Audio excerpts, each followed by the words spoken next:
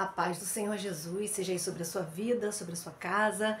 Nós temos aqui mais um momento de oração e palavra. Nós estamos felizes por essa oportunidade de poder compartilhar a palavra do Senhor com você e de estarmos orando juntos também. Vamos orar?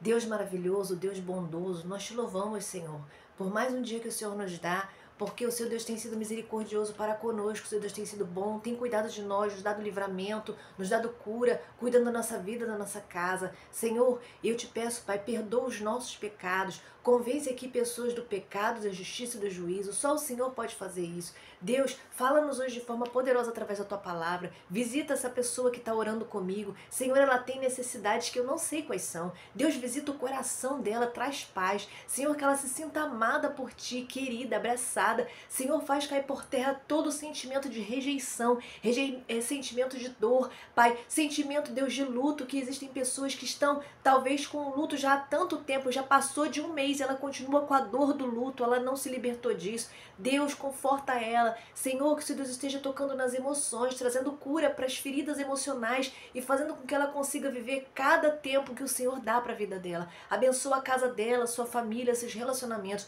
Abençoa o trabalho dela se ela tem. Se ela não tem, Pai, abre portas de trabalho. Senhor, que essa pessoa possa viver com dignidade e que ela possa aprender, Pai, a confiar em Ti e depender de Ti, porque na Tua presença não falta nada. Senhor, fala-nos hoje, assim eu oro em nome de Jesus.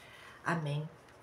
Glória a Deus. Eu queria refletir aqui com você uma palavra que Deus já me deu já há algum tempo e eu tinha anotado aqui e só agora eu pude trazer.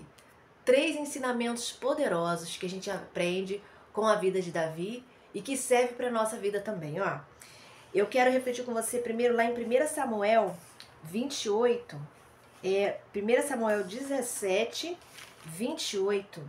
A vida de Davi é uma vida repleta de ensinamentos para as nossas vidas, não é?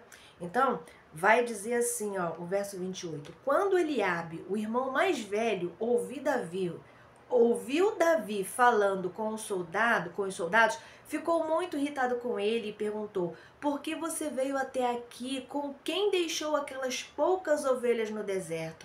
Sei que você é presunçoso e que o seu coração é mau. Você veio só para ver a batalha. E disse Davi: o que fiz agora? Será que não posso nem mesmo conversar? Ele então se virou para outro e perguntou a mesma coisa. E os homens responderam-lhe como antes. As palavras de Davi chegaram aos ouvidos de Saul, que o mandou chamar. Davi disse a Saul: ninguém deve ficar com o coração abatido por causa desse filisteu. Teu servo irá e lutará contra ele. Aqui foi quando Davi foi enviado pelo seu pai para levar alimento para os seus irmãos no campo de batalha. E quando ele chegou lá, ele viu Golias afrontando o exército de Israel, né? E o exército de Israel estava temeroso, ninguém estava com coragem para enfrentar aquele gigante. E Davi olhou e ficou assim: ué, mas como é que pode esse homem? Começou a pensar, né? É um incircunciso. E aí começou a perguntar, pergunta para um, pergunta para outro. De tanto ele insistir, chegou ao rei. Mas enquanto ele estava insistindo, querendo saber, querendo enfrentar o Golias, o irmão dele mais velho, Eliabe, veio a ele e falou assim: se você é presunçoso, você veio aqui só para ver a batalha, você veio aqui para sondar, você tem um coração mau, o que você está fazendo aqui? Com quem você deixou aquelas poucas ovelhas do nosso pai? E aí ele veio para zombar e menosprezar Davi, não é? Davi, a gente sabe que Davi enfrentou gigantes, que ele venceu, e ali Deus deu honra, derramou honra sobre a vida de Davi, fez com que ele ficasse conhecido, porque ele já tinha sido ungido rei, mas tinha ainda um processo para Davi vivenciar. E nesse processo, ele teve 3 professores. Um deles foi Eliabe. Olha só o que Eliabe ensinou. Ele disse, né, você é mau, né? Debochou de Davi. Deus, ele vai usar pessoas como Eliabe para te ensinar a ignorar críticas e injustiças. Ali, naquele tratamento, certamente o tratamento que ele recebia dentro de casa era igual ou parecido. Não, né? Porque se ali no meio de todos Eliabe fez isso com ele.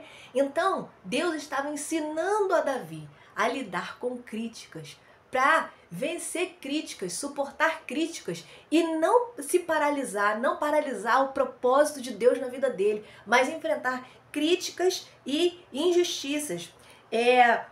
Deus, ele desejava que Davi colocasse a vontade de Deus acima da sua. E é isso que Deus quer que a gente faça, que a gente coloque a vontade dele acima da nossa. E só assim a gente vai ser bem-sucedido. Aqueles que te perseguem, não é? Mas você vai vencer com o quebrantamento de Deus. Se você colocar a vontade de Deus acima da sua vontade, tudo, as perseguições, as injustiças, as críticas, você vai vencer, né? Porque Deus, ele vai te dar condições para isso. Então, faça como Davi, não abandone o propósito. Deus te colocou onde você está e só ele pode te tirar. Tem uma posição aí que Deus te colocou. Eu não sei se é dentro da tua casa, na tua família, no teu ministério, no teu trabalho. É uma posição que Deus te colocou, então enfrente as críticas. Se tiver de ficar calado, fique. Se tiver de falar alguma coisa, peça sabedoria ao Senhor. Mas em frente com sabedoria e você vai ver que você vai ser mais do que vencedor em Cristo Jesus. Um outro ensinamento que Davi nos ensina foi com relação à relação dele com Saul. Tá lá em 1 Samuel 24, 17 e 18, que diz assim, ó. Vai dizer assim, ó. Você é mais justo do que eu, disse Davi. Você me tratou bem. Aliás, você é mais justo do que eu, disse a Davi. Isso é Saul falando. Você me tratou bem, mas eu o tratei mal. Você acabou de mostrar o bem que me tem feito. O Senhor me entregou em suas mãos, mas você não me matou. Davi estava perseguindo estava perseguindo Davi. Mas Davi ficou fugindo por vários lugares. Quando Saul chegou no local onde Davi estava escondido, Davi olhou e viu de perto. Algumas pessoas que estavam próximas de Davi falaram: essa é a chance, vai lá e matar ele está te perseguindo. Mas ele não fez isso por temor a Deus. Ele não retribuiu o mal que Saul estava fazendo a ele por mal, ele retribuiu com bem. E depois, Saul, ele foi aliviar o intestino, né? Foi lá, né? Fazer suas necessidades fisiológicas, onde Davi estava. Estava tudo escuro, ele não viu Davi. Ele saiu dali, depois veio Davi e fala com ele, né? E aí, quando Saul se dá conta, Saul olha para ele: puxa, você não me retribuiu com o mal. Você podia ter me matado e não me matou. Essa é uma das coisas que a gente aprende com Davi, não é? Saul estava perseguindo, tinha inveja de Davi, estava perseguindo, mas ele queria mesmo matar, tirar Davi do mapa. E Davi, quando tem a oportunidade de retribuir, né?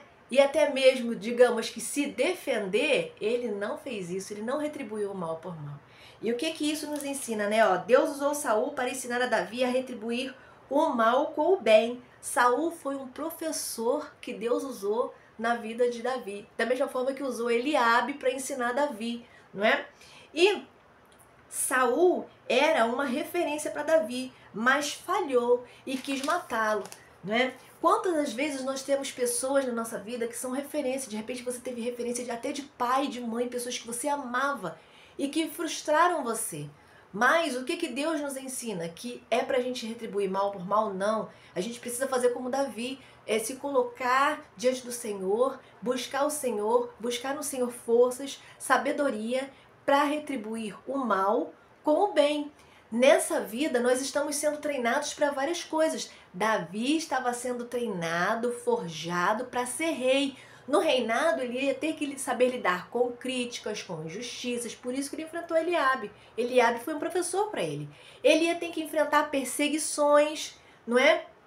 De fora, e como enfrentou até mesmo depois por parte de seu filho Absalão, alguém que ele amava tanto, que tentou tirar o trono dele depois. Então Deus estava preparando, usando Davi para estar ali treinando, digamos assim, né, a vida dele.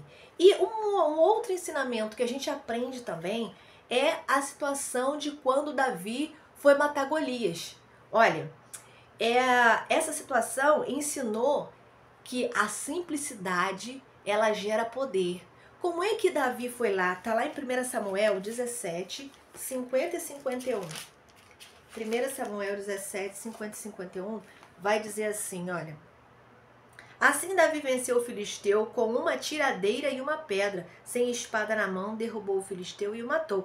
Davi correu, pôs os pés sobre ele, desembanhando a espada do filisteu, acabou de matá-lo, cortando-lhe a cabeça com ela. Quando os filisteus viram que o seu guerreiro estava morto, recuaram e fugiram. Então Davi era um rapazinho simples. Eliabe tentou tirar ele, mas ele foi lá. Saul ainda tentou oferecer a armadura dele, não coube em Davi. Davi recorreu às armas que ele sabia usar. Ele sabia usar uma tiradeira e sabia usar pedras. E ele, com uma pedra, ele conseguiu desequilibrar o gigante. Foi com simplicidade. Mas sabe por que essa simplicidade? Porque ele era orientado pelo Senhor. Ele tinha o poder de Deus na vida dele. E ele não teve medo do gigante, sabe por quê? Ele refletiu que não era alguém temente ao Senhor. E por isso ele não deveria temer, porque a presença de Deus estava na vida dele. E ele se valeu disso. E o povo de Israel ali, o exército, naquele momento, se esqueceu disso. Você está entendendo? A simplicidade, ela sempre vai gerar poder na vida do povo de Deus. A gente não precisa recorrer a ferramentas maravilhosas, a coisas de ponta. A gente pode lutar com aquilo que Deus nos deu.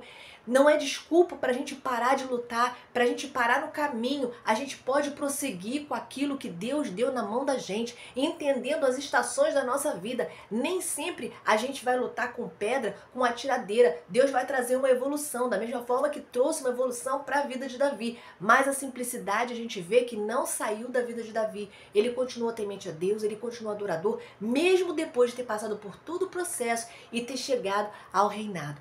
Que a simplicidade seja algo presente na sua vida, que você compreenda que as ferramentas que você tem aí, de repente você fala, não tenho nada para lutar, eu não tenho nada, não tenho ferramentas para vencer, eu não tenho recurso financeiro. O que você tem é suficiente. Sabe, dentro da sua simplicidade, você tem um joelho, você pode dobrar seu joelho e orar, ou mesmo se você não pode dobrar seu joelho, você pode orar, você tem fé em Deus, é uma ferramenta que você tem. Use a oração, use a sua fé, use a sua confiança, profetiza o que é que Deus tem colocado nas suas mãos. Continue agindo, continue lutando, mesmo de forma simples. O Senhor ama a simplicidade. E observe, de repente você tem vivido aí, de repente tem um Eliabe aí presente na sua vida, te criticando, te causando injustiças, zombando de você, e alguém que está acima de você, que tem até mais poder que você. Ore a Deus, peça a Deus sabedoria e vença as críticas e as injustiças no poder de Deus. Também, como Saul não retribui o mal por mal, seja você alguém temente ao Senhor. Coloque o seu coração, pede para Deus guardar o seu coração. E você não retribua o mal por mal, mas retribua o mal com o bem, porque a paga, ela vai vir do Senhor. Deus tem bênção para a sua vida. De repente você está tendo aí em algum momento da sua vida algum desses professores. Mas não se preocupe, é o Senhor cuidando de você e te forjando para um tempo maior, vitórias maiores e desfrutar de um nível de profundidade com o Senhor. Guarda essa palavra com você, não só com você, compartilha. Fica na paz do Senhor Jesus. Um abraço.